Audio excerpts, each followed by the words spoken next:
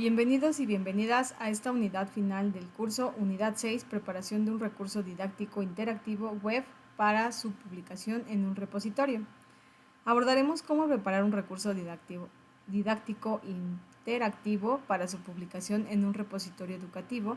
Nos centraremos en cómo organizar nuestro recurso de manera que cumpla con los estándares de calidad y documentación exigidos, en particular por los establecidos por el Repositorio Universitario de Recursos Educativos Digitales del Consejo Académico del Bachillerato RUCAF de la UNAM, que es la plataforma objetivo para publicar nuestros recursos. Recordemos que el RUCAP busca fomentar la creación de materiales educativos digitales innovadores que promuevan el aprendizaje y enriquezcan la enseñanza, facilitando a otros y a otros docentes recursos de apoyo al proceso educativo. Ok, revisaremos los aspectos para organizar un recurso antes de publicarlo. Recordemos que para publicar un recurso didáctico interactivo en un repositorio, pues debemos de pensar en su uso, en un uso pedagógico más allá de nuestra aula. Y algunos de los aspectos principales que podemos enlistar aquí son estos. La claridad de objetivos de aprendizaje. Aquí va a ser importante asegurarnos de que el recurso tenga objetivos educativos definidos y alineados con el programa de estudios de la asignatura correspondiente. Esto significa que debe quedar claro qué aprendizaje esperamos fomentar o reforzar con nuestro recurso. Por ejemplo, si nuestro recurso es sobre funciones matemáticas, si busca que el alumno o la alumna comprenda el concepto de función, que aprenda a graficar funciones o que resuelva problemas aplicados. Definir estos propósitos desde el inicio en una lista de cotejo del RUCAP, que ahorita vamos a revisar dónde está publicada, pues facilita que los evaluadores verifiquen que los objetivos del recurso estén alineados con el currículum oficial y que las actividades del recurso efectivamente apoyan estos objetivos. El otro punto es la contextualización didáctica. Pongamos que el recurso pues en un contexto de una secuencia de clase o de un tema más amplio. Es decir, un recurso publicado en un repositorio será utilizado por docentes que quizá no conocen el trasfondo de nuestra creación. Por ello, es útil incluir una breve introducción pedagógica en el propio recurso o en nuestra documentación que describa en qué escenario educativo se puede emplear.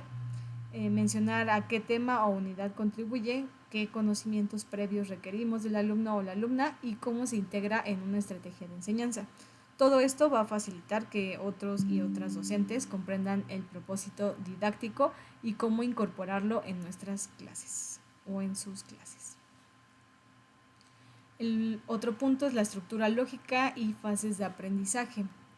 Aquí básicamente es organizar el contenido del recurso siguiendo una secuencia pedagógica clara, por ejemplo, una fase de inicio que motive o introduzca el tema, una fase de desarrollo donde se presente la información clave y se proponen actividades interactivas principales y una fase de cierre o síntesis que consolide lo aprendido, quizá con una actividad de integración o evaluación. Y esta misma lógica se utiliza al elaborar pues, la secuencia didáctica formal, pero también puede reflejarse en la navegación del recurso. Por ejemplo, un recurso interactivo puede iniciar con una breve actividad exploratoria o una pregunta detonadora, luego ofrecer explicaciones y ejercicios y finalmente un pequeño quiz o reto final para verificar comprensiones. Estructurar el recurso por fases asegura que haya un flujo didáctico manteniendo al estudiante o a la estudiante involucrado o involucrada de principio a fin. El último, uno de los puntos del penúltimo es variedad de actividades y contenidos. Desde un enfoque pedagógico es recomendable que el recurso ofrezca contenidos presentados de manera variadas para atender diferentes estilos de aprendizaje, considerando incluir texto explicativo, apoyos visuales como imágenes, diagramas, elementos audiovisuales como videos, audios y actividades interactivas, como pueden ser ejercicios, simulaciones y cuestionarios. Una combinación equilibrada mantiene el interés y enriquece la comprensión. Finalmente está la autonomía y acompañamiento. Aquí pues debemos de pensar en cómo nuestro recurso permite el aprendizaje autónomo, Un buen recurso interactivo debe estar diseñado para que un alumno o una alumna pueda navegarlo con facilidad por su cuenta, entender las instrucciones de cada actividad y recibir retroalimentación inmediata en ejercicios autocalificables. Por ejemplo, esto es incluir retroalimentación cuando el alumno o la alumna contesta correctamente o incorrectamente.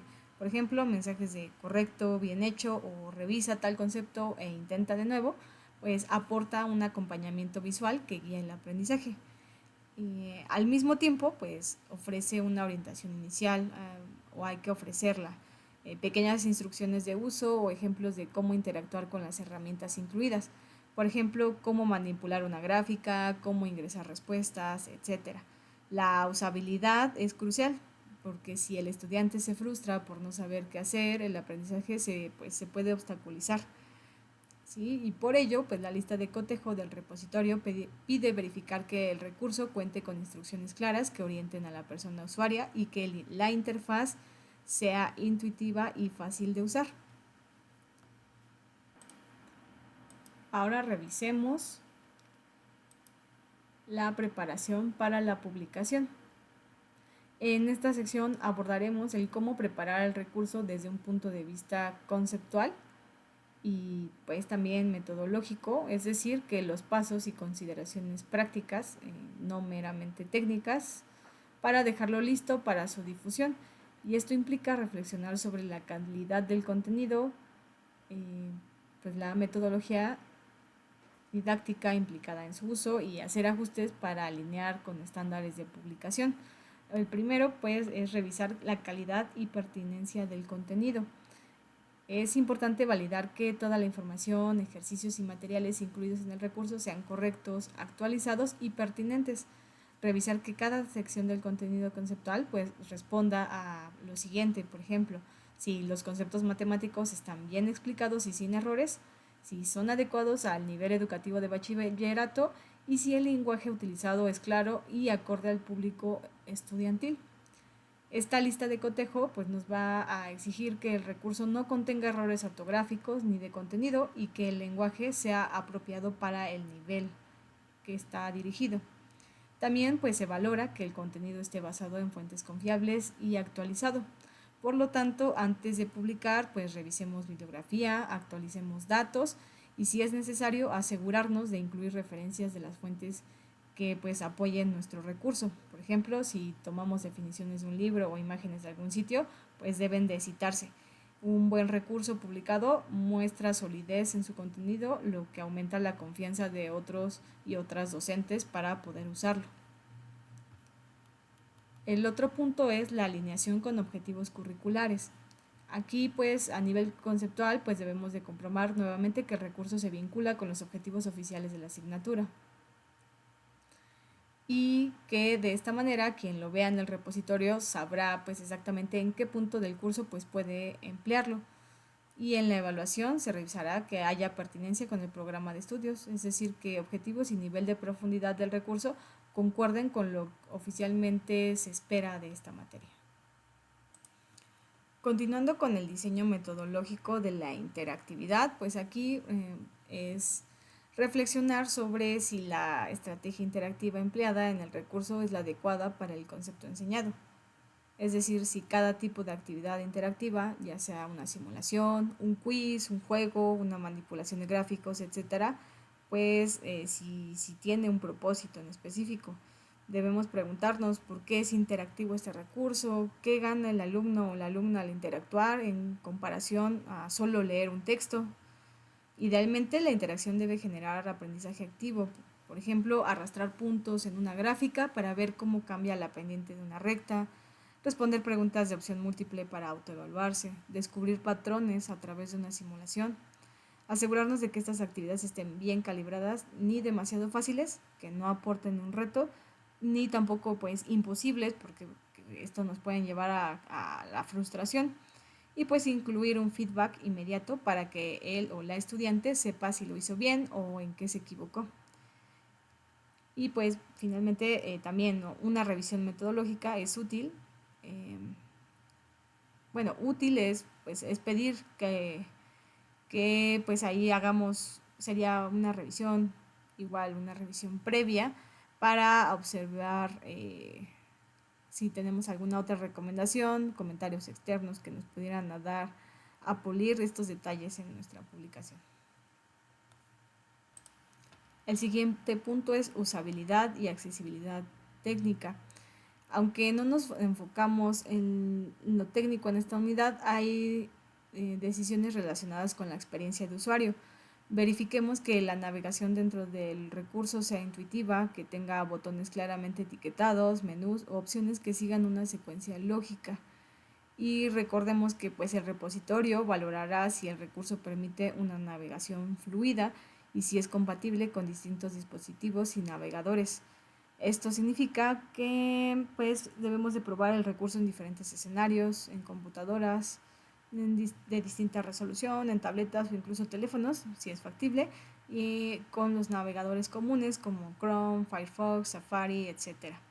La accesibilidad también es un punto a considerar y esto es que incluya texto alternativo para imágenes importantes, elegir colores y fuentes legibles, de modo que el recurso pues, pueda ser usado por el mayor número de alumnos y alumnas, incluyendo aquellos o aquellas con alguna necesidad especial en la medida de lo posible.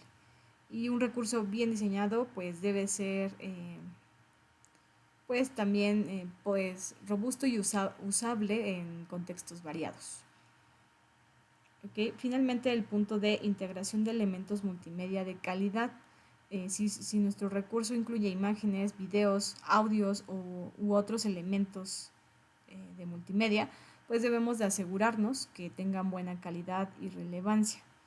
Metodológicamente, cada elemento debe cumplir una función didáctica, es decir, una imagen debe ilustrar o clarificar un concepto, un video debe demostrar algo que el texto no logre por sí solo, etc. Hay que evitar agregar multimedia solo por adornar. Cada componente debe sumar al aprendizaje, además que también debemos de cuidar detalles como la resolución, como en el caso de imágenes borrosas, o el peso de los archivos, que pueden dificultar la carga en línea. La lista de cotejo del RUCAF menciona que los elementos multimedia deben de tener una resolución adecuada y buena calidad. Asimismo, debemos de confirmar que pues, tenemos derechos de uso de los elementos multimedia. Si no son de autoría, pues debemos citar y si es posible, pues usar materiales de dominio público o con licencias Creative Commons. Integrar créditos y referencias pues va a ser obligatorio y cada recurso debe mostrar los créditos de autor de textos, imágenes o audios que no sean propios, ya sea al pie de cada elemento o en una sección de referencias. Finalmente, pues promover las buenas prácticas de un uso responsable de la información es parte de los criterios normativos y se espera que el recurso muestre datos de autoría, licencia de uso y pues fuentes de cada elemento integrado. Ahora bien, pasemos a la estructura y componentes del recurso didáctico para su publicación.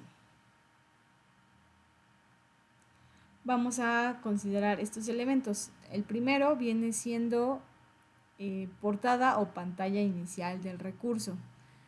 Dado que nuestro recurso será publicado para un público amplio, es recomendable y en el RUCAF es requisito que la primera pantalla funcione como portada informativa. ¿Qué debe llevar esta portada? Según los lineamientos del RUCAF, en la portada debe integrarse elementos como el título del recurso, el nombre del autor o autores, la institución, que viene siendo el logotipo de la UNAM, y del plantel o dependencia de adscripción, la fecha de creación y la licencia de uso. En la práctica esto se puede lograr diseñando la primera página HTML con esta información visible. Por ejemplo, un encabezado con el escudo de la UNAM a la izquierda y el logo de la escuela a la derecha. Debajo el título grande del recurso y en algún lugar del pie de la página los nombres de los autores, fecha y un pequeño icono de la licencia Creative Commons elegida. Y esta portada brinda crédito académico adecuado y sitúa el recurso en un contexto institucional. En el punto de secciones internas bien organizadas, debemos de considerar pues estructurar las páginas o secciones internas de manera coherente.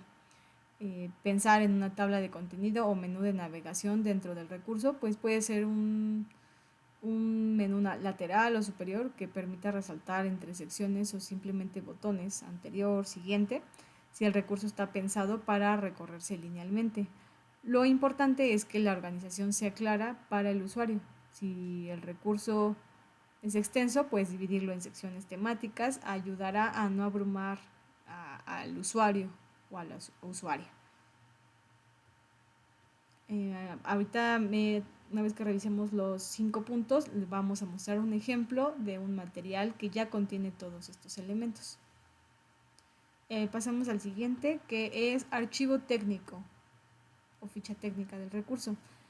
Es una buena práctica y en la secuencia didáctica se solicita preparar una pequeña descripción técnica del recurso. ¿Qué es esto? Básicamente un documento o apartado donde se indique qué tipo de recurso es. Por ejemplo, presentación multimedia interactiva o aplicación web educativa, con qué tecnología se desarrolló. Para nosotros o nosotras en este curso, pues vendría siendo HTML5, JavaScript, librerías utilizadas si ocupamos alguna, requisitos para ejecutarlo, por ejemplo, si se recomienda visualizar en Google Chrome, versión X o superior, con una resolución mínima de tanto por tanto, si requiere conexión a internet para cargar ciertos contenidos o por el contrario funciona completamente sin conexión una vez cargado. Esta ficha técnica puede formar parte de la documentación entregada al RUCAF, pero también puede incluirse en el propio recurso para que cualquier usuario lo sepa. Incluir esta información pues nos va a ayudar ayuda metodológicamente a los revisores a entender cómo fue hecho el recurso y en este caso pues a los futuros usuarios o usuarias a saber cómo utilizarlo sin problemas técnicos. Ahora pasando a la preparación de archivos para envío, pues vamos a necesitar que organizar todos los archivos que componen nuestro recurso de una manera ordenada. Por ejemplo, lo usual y como lo hemos estado trabajando en este curso es tener una carpeta que contenga el archivo HTML principal, por ejemplo el index o similar, junto con sus subcarpetas para recursos multimedia, es decir, la parte de las imágenes, audios o videos, las hojas de estilo CSS, el JavaScript, etcétera. Debemos de mantener nombres de archivos claros y evitar espacios o caracteres especiales para evitar conflictos al publicar en servidores. Es decir, procurar en este caso el nombre de las imágenes que no contengan estos espacios o estos caracteres especiales para evitar conflictos al momento de dar lectura a estas imágenes o a estos elementos referenciados. Y igual lo ideal es tampoco usar acentos, es decir, ni espacios y todo mantenerlo con nombres lo más sencillos posibles. Antes de empaquetar el recurso, pues debemos de probarlo localmente y guardar todo en una carpeta independiente y que se abre el HTML para comprobar que todas las rutas de archivos pues funcionan. Es decir, que las imágenes cargan, que los estilos sí se ven, que los scripts corren sin errores. Y esto es esencial porque al enviar al repositorio seguramente nos lo pedirán en un zip con todo el recurso y si hay rutas incorrectas, por ejemplo apuntando archivos en nuestra computadora de manera local, pues esas partes no funcionarán en la publicación final. Así que debemos de verificar que nuestros enlaces externos de nuestro recurso pues que sí estén bien referenciados también. Ese es otro de los aspectos. Si se vincula a páginas web, pues asegurarnos de que sean enlaces activos, seguros y preferentemente de sitios confiables o académicos. Recordemos que el recurso en el repositorio debe ser autocontenido en la medida de lo posible para que no dependa demasiado de servicios externos que podrían cambiar en el futuro. Otro de los aspectos es la inclusión de la licencia en el recurso. Aquí debemos de elegir nuestra licencia Creative Commons no comercial con la que se publicará nuestra obra, tal como nos exige el RUCAF, y dentro de las opciones permitidas que pues también nos dan y que también están ahí en la convocatoria y en nuestros recursos que podemos ahí, las especificaciones que podemos descargar directamente de la página del RUCAF. Una vez seleccionada nuestra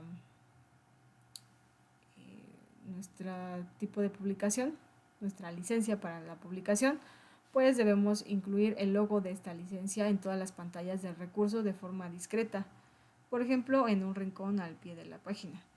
Y además en la sección final del aviso legal o créditos se debe de redactar la leyenda correspondiente. Acompañar también esta leyenda con el enlace oficial de la licencia, esto también va a ser importante y no solo por cumplir la normativa, sino también para dejar claro a otros usuarios o usuarias cómo pueden usar nuestro material. Por ejemplo, podrán descargarlo, compartirlo y hasta adaptarlo, siempre y cuando no sea con fines comerciales y respetando la autoría y la misma licencia según la variante escogida.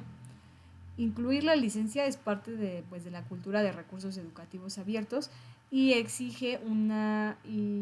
y es una exigencia del repositorio para proteger tanto derechos como autor o autores, como promover un uso legítimo por terceros.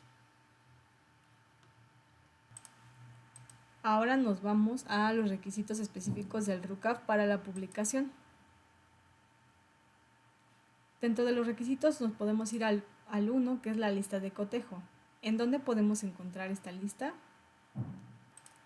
Si nos vamos a la página del caf.unam.mx en la sección RUCAF y ahí nos vamos a lo que son descargables, vamos a poder encontrar 3 archivos que vamos a revisar a continuación.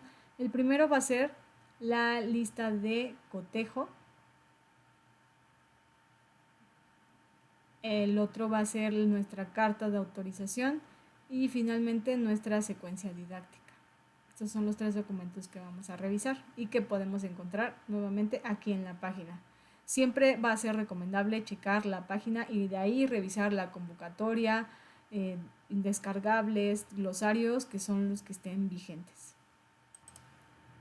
En nuestra lista de cotejo vamos a encontrar dentro de algunos de los puntos los datos de identificación, que básicamente debemos de comprobar que la documentación y que en el propio recurso pues estén claros los datos generales, como el título, autor, autores o autoras, asignatura a la que va dirigido, tema o aprendizaje que aborda, nivel educativo, etc. Estos datos suelen ir tanto en la secuencia didáctica escrita como en parte en la portada del recurso y son la carta de presentación de nuestro trabajo. Otro es los criterios de forma, en la estructura de la secuencia didáctica. Si se está entregando una secuencia didáctica acompañando el recurso, esto debe contener todos los apartados requeridos. Los veremos más a detalle cuando veamos el documento de secuencia didáctica y los puntos que involucra, pero pues en la lista de cotejo también se verifica, por ejemplo, que la secuencia escrita tenga descripción general de la secuencia, desarrollo de las fases de inicio, desarrollo y cierre, referencias bibliográficas, ficha técnica del recurso y el aviso legal con la cita sugerida. Debemos revisar que el documento para no omitir ninguno de estos apartados. El otro de los puntos es el contenido pedagógico. Tanto la secuencia como el recurso en sí serán evaluados en su pertinencia y calidad educativa. Y pues aquí se incluye confirmar que le estén alineados con el programa, como mencionamos antes, la coherencia entre objetivos, actividades y evaluaciones, y la adecuación al nivel. También se juzga la calidad intrínseca del contenido, es decir, que la información sea correcta, que apoye los objetivos planteados, que el lenguaje sea claro, sin errores y que el diseño favorezca la comprensión. Un punto importante es verificar que efectivamente el recurso interactivo REDI propuesto se utilice para apoyar el aprendizaje, es decir, que no sea añadido sin relación. Debe haber cohesión entre la secuencia didáctica propuesta y el recurso digital interactivo utilizado. Eso sí, pues entregamos ambos. Otro es los criterios de interactividad y retroalimentación.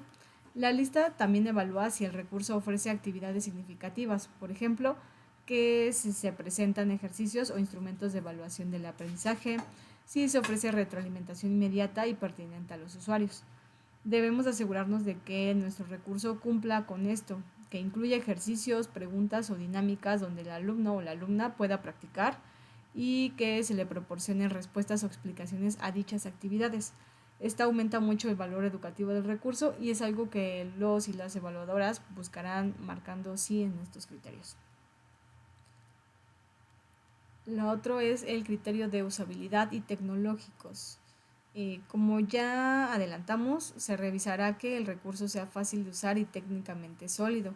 En la lista aparecerán puntos como acceso libre, que no pida registros, una interfaz intuitiva, una navegación fluida, compatibilidad multiplataforma y un funcionamiento sin errores y compatibilidad con navegadores comunes.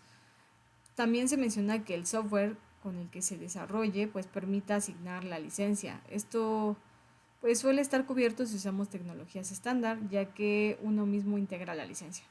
Es recomendable que usted mismo o misma marque esta parte de la lista de cotejo haciendo pruebas como las que mencionamos, diferentes dispositivos, etcétera, y corrigiendo cualquier fallo detectado. Ahora, dentro de los criterios normativos, pues vamos a decir que son aquellos relacionados con aspectos legales y éticos. Aquí el RUCAF básicamente verifica que, por ejemplo, se promueva el uso responsable de la información, es decir, que estén los créditos de autor, las licencias y fuentes de cada elemento utilizado, que tanto el recurso como la secuencia tengan la misma licencia Creative Commons asignada y que ésta incluya citas y referencias en formato APA. Es muy importante que al menos el 80% del contenido sea original de los autores. Este último punto implica que no podemos simplemente tomar material ajeno y compilarlo. Se espera creatividad y aportación propia.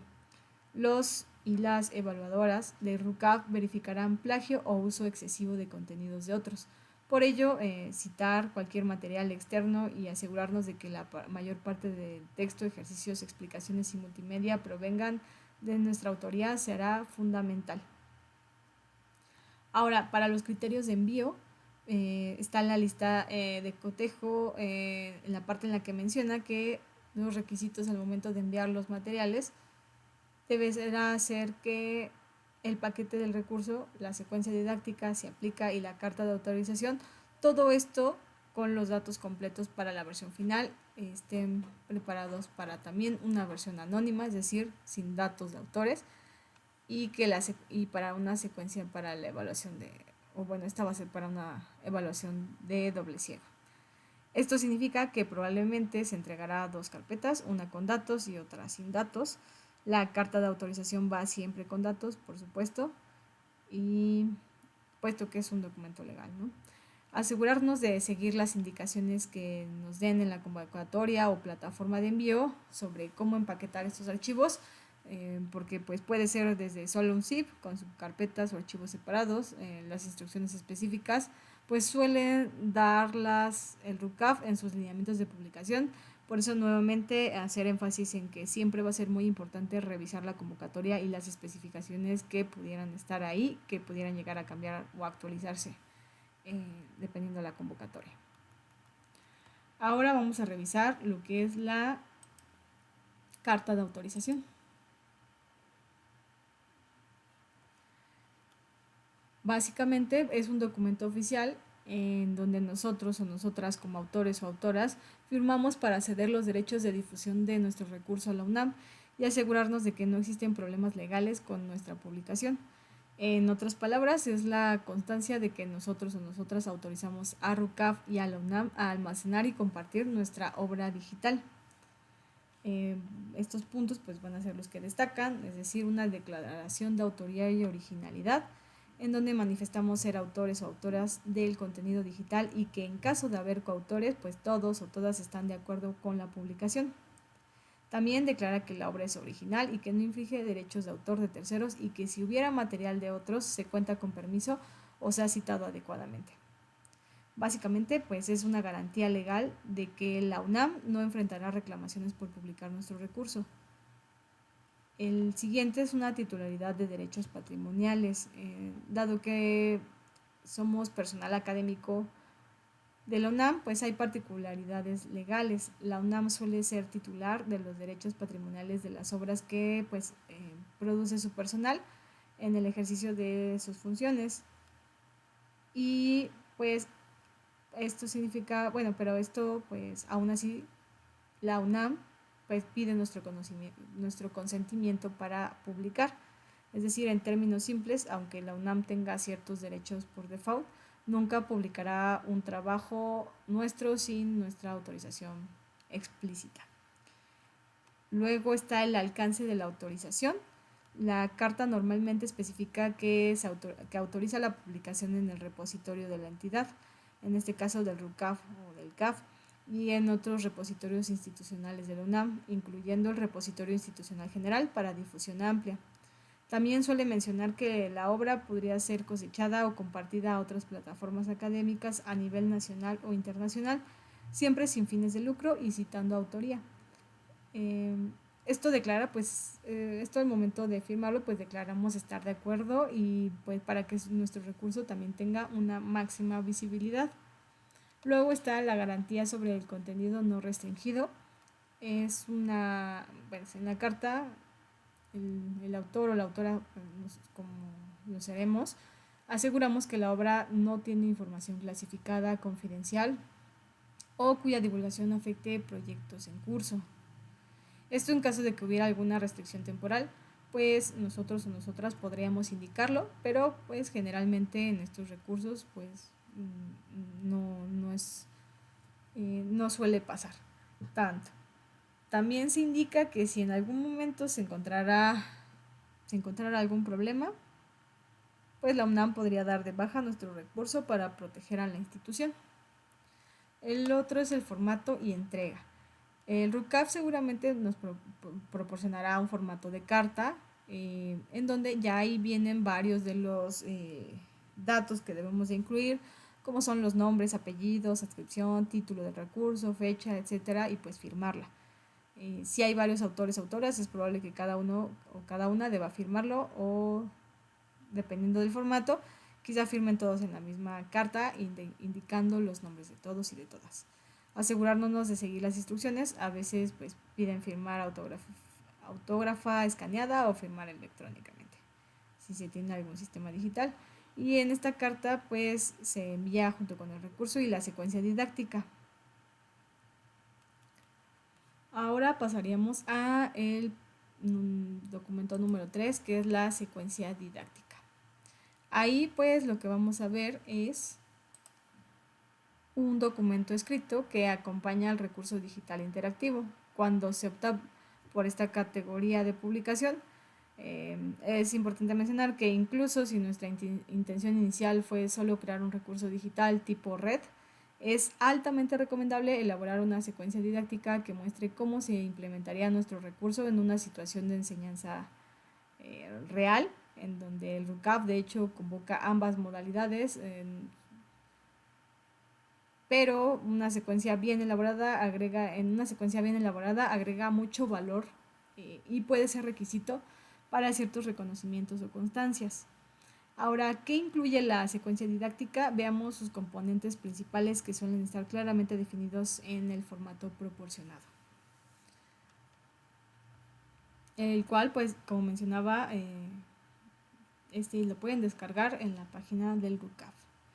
El primero son datos generales. Aquí se van a registrar aspectos básicos: título de la secuencia, fecha de creación, autores o autoras, grado o semestre al que se dirige, asignatura, unidad y tema del programa que se abarca, el aprendizaje esperado oficial que se aborda y el tiempo estimado para desarrollar la secuencia. También se pueden añadir comentarios de uso sobre si la secuencia es para trabajo en aula, en línea, en equipo o individual. Y este bloque de información permite a otros y otras docentes identificar rápidamente si la secuencia pues les sirve. También vamos a ver que va a integrar una descripción de la secuencia, un párrafo o más en donde debemos explicar en términos generales de qué trata la secuencia y con qué propósito. También es útil mencionar aquí qué conocimientos previos se esperan y en qué momento del recurso se sugiere aplicar. Esta descripción es como la justificación y panorámica de la secuencia. Ahora está el desarrollo por fases. Como ya mencionábamos, es importante tenerlo como estas secciones, lo que es un inicio, un desarrollo y un cierre, con el propósito también específico de que pues en cada fase se pida un desglose, ¿no? Y el tiempo estimado para las actividades de esta fase, las actividades que se harán, los instrumentos de evaluación y las evidencias de aprendizaje esperadas. Ahora también nos están pidiendo pues lo que son las referencias bibliográficas. Al final de la secuencia que se debe de incluir todas las referencias en formato APA de la versión vigente de los materiales que respaldan la información. Esto podría abarcar libros de texto utilizados, artículos, sitios web consultados para datos o definiciones e incluso referencias de donde se obtuvieron imágenes o recursos multimedia, aunque esas también deberían mencionarse en el recurso mismo, es bueno enlistarlas aquí. Además puede añadir referencias o materiales adicionales que complementen el tema, aunque no los haya usado directamente en el recurso. Piénselo o hay que pensarlo cómo ofrecer sugerencias para profundizar. En la secuencia debe integrar citas y referencias en APA para que pues esto tenga un mayor rigor académico.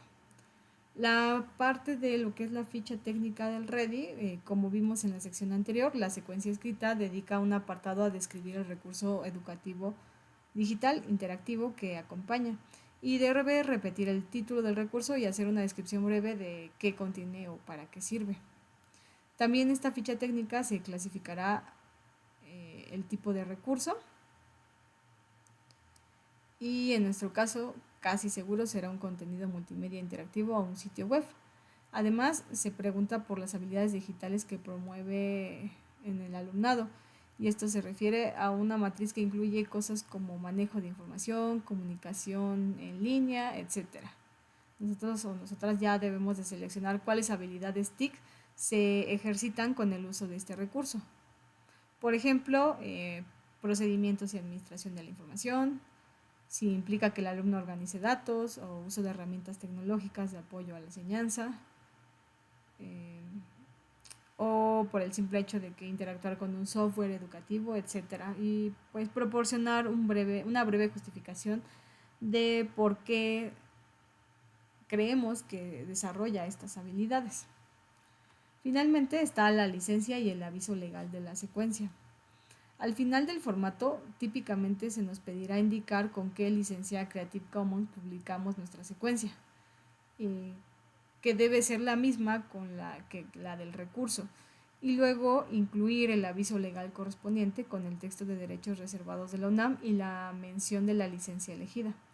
Además, un apartado para la forma sugerida de citación de la secuencia didáctica, y aquí es donde proporcionaremos una referencia tipo APA de cómo alguien debe de citar nuestro trabajo. Esto es útil para que futuros usuarios den el crédito correcto si usan su secuencia e investigación e informes.